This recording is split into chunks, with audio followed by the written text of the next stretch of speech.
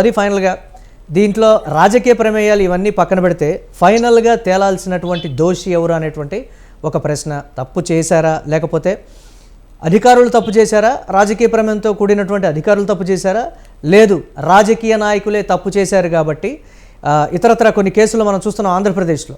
So రాజకీయ నాయకుల ప్రమేయంతోనే మేము తప్పు చేయాల్సి వచ్చింది అనేటువంటి ఆ కోణాలు చూడాలా, ఎలా చూడాలంటారు దీన్ని? సార్, మనం ప్రజాస్వామ్యంలో ఉన్నాం. ప్రజాస్వామ్యంలో ఉన్నప్పుడు అధికారుల పాత్ర ఉన్నా లేకున్నా, నామమాత్రమా లేకపోతే క్రియాశీలమా ఏమున్నా కూడా రాష్ట్రానికి సంబంధించినంత వరకు ముఖ్యమంత్రి ప్రధాన బాధ్యత వహించాల్సిందే. ఇప్పుడు ఇక్కడ ఆరోపణ చేసిందే స్వయంగా ముఖ్యమంత్రి, ఆరోపణ చేయబడ్డటువంటి వ్యక్తి మాజీ ముఖ్యమంత్రి.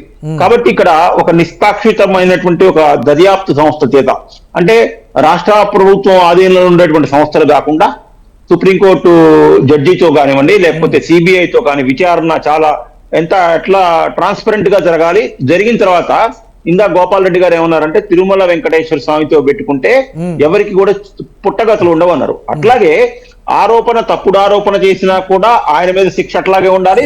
ఒకవేళ ఆరోపణ నిజమైతే ఎవరైతే ఆరోపించబడుతున్నారో వాళ్ళ మీద కూడా అట్లాగే శిక్షలు ఉంటేనే ఇప్పుడు ఈ ఎపిసోడ్ 3 రోజుల ఎపిసోడ్ కి మనం మంగళం పలకగలుగుతాం తప్ప ఏదో ఇక ఇది పొలిటికల్ మైలేజ్ కోసం చేసిన చర్చలు, లేకపోతే వాళ్ళ మీద వీళ్ళు ఇప్పుడు కుసుమకుమార్ గారు రమేష్ గారి మీద, రమేష్ గారు కుసుమకుమార్ గారి మీద, ఇట్లాంటివైతే మామూలు జనరల్ రోజు పెట్టుకునేటువంటి డిస్కషన్ తప్ప దీనికి ఒక ముగింపు అనేది ఉండదు అనేటువంటిది. కనీసం ఇప్పటికైనటువంటి అనుమానాలని కంప్లీట్ గా నివృత్తి చేయాల్సినటువంటి బాధ్యత, జరిగినటువంటి పాపానికి సంబంధించి దోషుల్ని శిక్షించాలి, ప్రక్షాళన జరగాలి. అంటే గోపాల్ రెడ్డి గారు చెప్తున్నటువంటి దాని ప్రకారం అయితే కంప్లీట్గా వ్యవస్థని ప్రక్షాళన చేయాల్సినటువంటి అవసరం ఉందనేటువంటి ఒక భావన అయితే వ్యక్తమవుతోంది. భక్తుల మనోభావాలు నిజంగానే దెబ్బతిన్నాయి, ఒకంత ఆందోళనలో ఉన్నారనేటువంటి మాట అయితే వాస్తవం. చూడాలి ఎటువంటి వాస్తవాలు దీనికి సంబంధించి రాజకీయంగా ప్రభావితం చేసినటువంటి అంశాలు ఎన్ని వెలుగులోకి వస్తాయో కూడా.